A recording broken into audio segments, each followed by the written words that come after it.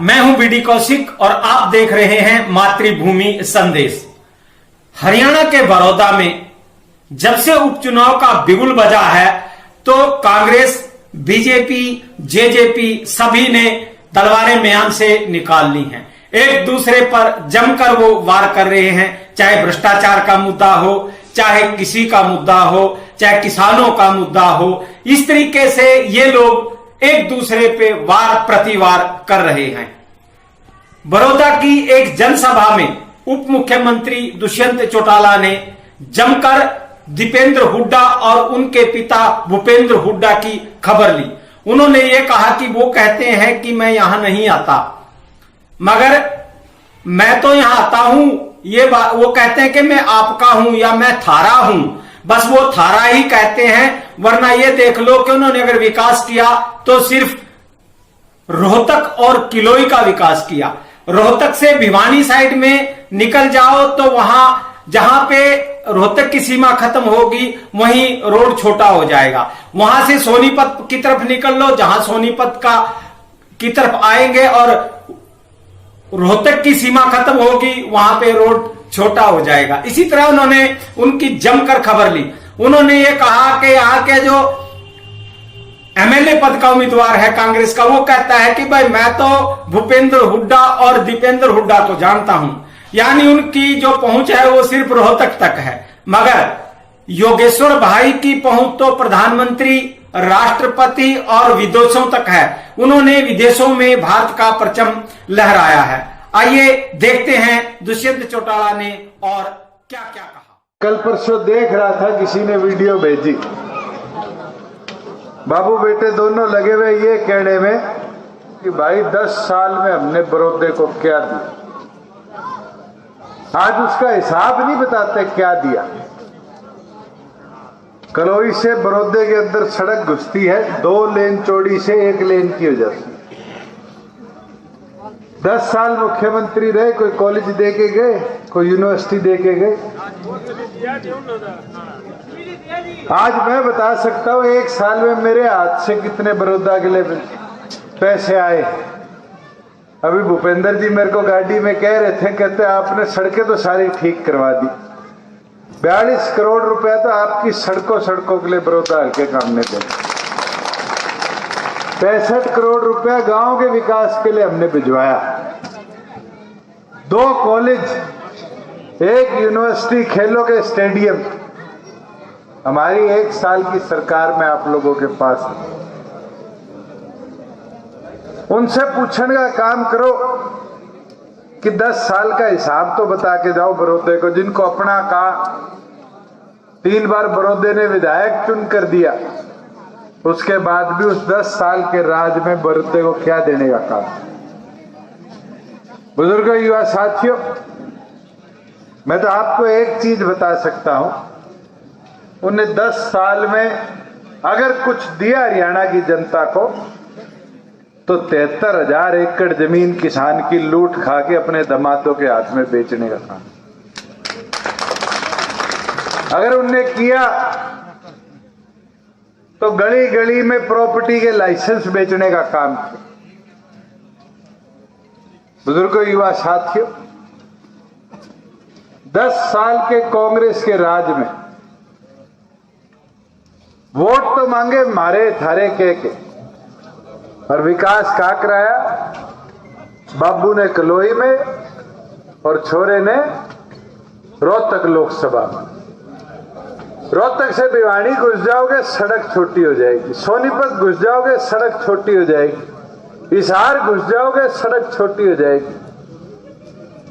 ये जो भेदभाव है, केवल मात्र सोनीपत जिले में आके एक बात कहनी, मैं थारा, मैं थारा। मैं तो एक चीज बता सकता हूं, आज के दिन उनकी ये हालत है।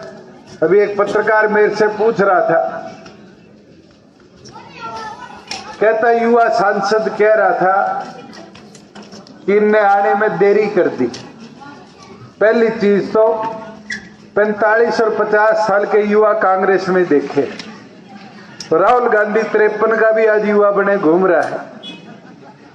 घूम रहे नहीं घूम रहा। आज युवा है तो देश के लिए खेल के मैदान पर मेडल जीतने वाला भाई योगेश्वर आपके बीच में। एक चीज संदीप सिंह जी ने ठीक कही। मैं तो इनके कैंडिडेट का बयान सुन रहा था, कह रहे थे भूपेंद्र हुड्डा जी मेरे पिता समान है, दीपेंद्र मेरे भाई समान है और मेरी पहुंच तो इन दोनों तक है। कहता है नहीं कहता भाषण में। मैंने एक चीज बताओ, फिर तो थारी पहुंच बड़ौदे से लेकर रोहतक का कौन सा है, गांधी चौक है के है डी पार्क, फिर तो उतनी उतनी पहुंच बनाना आए हो।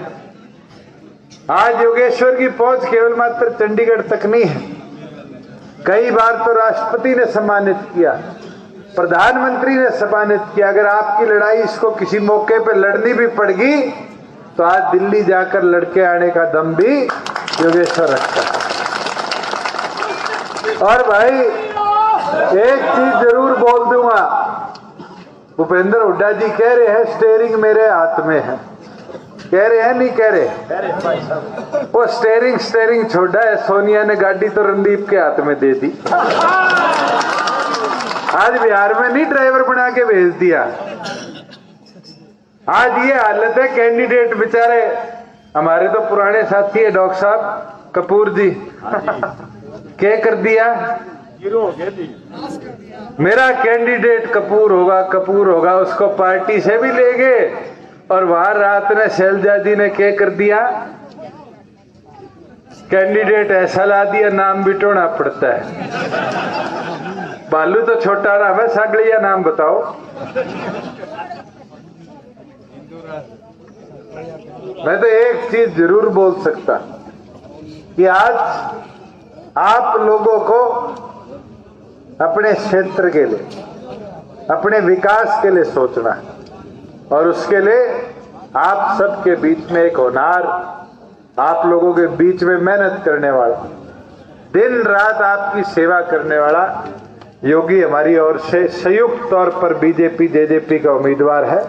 और मैं तो उम्मीद करूंगा कि 3 दिन बाद जब हमारे विधानसभा के अंदर पोलिंग होगी तो एक एक वोट संयुक्त तौर पर एक एक साथी योगी को दुष्यंत समझकर, डॉक्टर अजय सिंह चौटाला समझकर, मनोहर लाल जी समझकर कमल का बटन दबाकर ऐतिहासिक बहुमत से अपने हल्के से जिताने का हम सब काम करें। मैं तो आपसे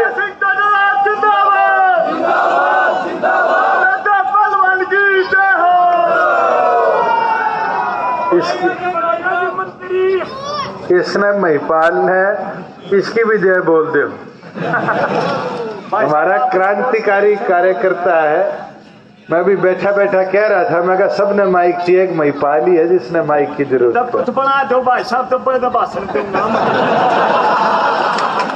तो मेरी अपील विनती सबसे है। और बुजुर्गों, युवा साथियों, किसान की बात कर रहे हैं, मैं एक चीज आपको विश्वास के साथ कह सकता हूं, जब तक हम सरकार में किसान के अधिकार का हनन नहीं होने देंगे, किसान को तो और मजबूती देंगे। हरियाणा इकलौता प्रदेश है आज के दिन जहां 6 फसलों पर आज के दिन भी एमएसपी सरकार पूरी तौर पर दे रही। कांग्रेस की राजस्थान में सरकार है, मूंगफली का दाम देख लो और हरियाणा में देख लो, बाजरे का दाम देख ले हरियाणा में देख लो, नरमे का दाम देख ले हरियाणा में देख लो। पंजाब में जो कहते हैं कानून लाएंगे 3 साल की सजा देंगे, वो सिर्फ एफसीआई की जीरी को आज एमएसपी पे खरीद रहे। 1509 का क्या दाम है पंजाब में, आज पंजाब के अंदर 1700 से नीचे दाम पर बिक्री है। वो लोग कहते हैं कांग्रेस वाले हम किसान हितैषी हैं। क्या आपके इस भाई का, बेटे का आप लोगों से वादा है कि किसान को समृद्ध बनाना हमारा लक्ष्य है और उसके लिए पिछली 2 फसलों का तो उदाहरण है, खाते में पीछे आते सीधे नहीं आते। कभी पहले आया करते थे, 2-2 महीने इंतजार करना पड़ता था, बिल नहीं क्लियर हुए, पीछे नहीं आए। ये आपकी सरकार ने कर दिखाया और मैं विश्वास दिलाता हूं आने वाले समय में और किसान को ताकत देने का काम आपकी गठबंधन की सरकार करेगी। आप सब ने गांव में आने पर जो मान सम्मान दिया।